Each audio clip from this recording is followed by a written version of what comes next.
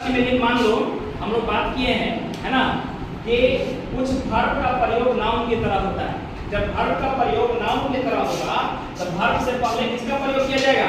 Articles a का प्रयोग किया जाएगा। जैसे बोले हैं my father goes for a walk, तो इसका मतलब क्या हुआ? मेरे पिताजी टहलने गए हैं या जाते हैं, मेरे पिताजी टहलने जाते हैं।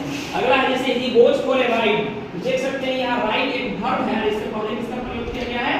आर्टिकल्स का ए का प्रयोग किया गया है। समझना बहुत जरूरी है, अगर वर्ब से पहले आर्टिकल्स का प्रयोग होता है, ये ध्यान रखना है। पैसिव वॉइस जब बनाएंगे ना तो उस समय इन सेंटेंसेस का पैसिव वॉइस बनाने के लिए तुमको मिलेगा, इन सेंटेंसेस का पैसिव वॉइस बनाने के लिए मिलेगा, तो तुमको तो बनाने आना चाहिए ना, इसलिए तुमको सेंटेंस में इंट्रोड्यूस करवा रहे हैं।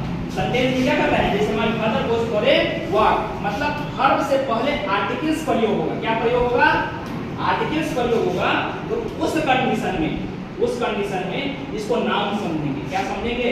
नाउन समझेंगे, वर्ब नहीं समझेंगे, वर्ब नहीं समझेंगे। अगला जैसे हम बोले हैं कि मेनी रदर क्वाइट और सच, है ना, अगर इसके बाद अगर सिंगुलर नाउन दिखाई दे तो इनको जोड़ने के लिए ए और एन का प्रयोग कर लेंगे। जैसे सेंटेंस लिखा है many citizen would welcome such A change, मतलब बहुत सारे नागरिकों ने, इसका मतलब होता है बहुत सारे नागरिकों ने इस बदलाव को स्वागत किया। इस बदलाव का क्या किया? स्वागत किया। सच ए गर्ल, जैसे सच के बाद क्या लगा है? सच अ पुलिस गर्ल, जैसे सच अ पुलिस गर्ल, कितना मूल करती है, सच अ पुलिस गर्ल, इस तरह से बोल सकते हैं। This is quite an impossible task, है ना, ये बहुत ही नामुमकिन वाला काम है। This is quite impossible task, it was such A police decision, ये कितना मूर्ख भरा, मतलब मूर्खता भरा निर्णय है। डिसीजन का मतलब क्या होता है? निर्णय। डिसीजन का मतलब निर्णय। उसके बाद देखेंगे तो हमारे पास कुछ ऐसे फ्रेज है जिनके साथ हम लोग किसका प्रयोग करते हैं? आर्टिकल्स का। जैसे tell a lie, in a fix, make a noise, at a loss, take a fancy, take an interest in, है ना, a short while ago, at a roll, at a stone's throw, ये सारे phrase है जिनके साथ articles का प्रयोग किया जाता है। कॉन्सोनेंट साउंड के साथ और एन का प्रयोग किया जाएगा वोवेल साउंड के साथ। जैसे हम एक्सक्लेमेटरी सेंटेंस में कहे हैं कि sudden feeling of mind and heart, हमारे मन और दिमाग में अचानक से कोई चीज सोचता है, उसी को सडन फीलिंग कहते हैं। जैसे तुमको कोई प्रणाम करता है तो तुम कहते हो ना खुश रहो, ये सडन फीलिंग है ना। और किसी से गुस्सा आता है तो कहता है मर जाएगा, श्राप करती है, डायरेक्ट श्राप देती है, वो भी सडन फीलिंग है। तो sudden feeling of mind and heart को ही एक्सक्लेमेटरी सेंटेंस कहते हैं। अगर सेंटेंस एक्सक्लेमेटरी सेंटेंस में व्हाट और हाउ से स्टार्ट हो, किससे स्टार्ट होगा?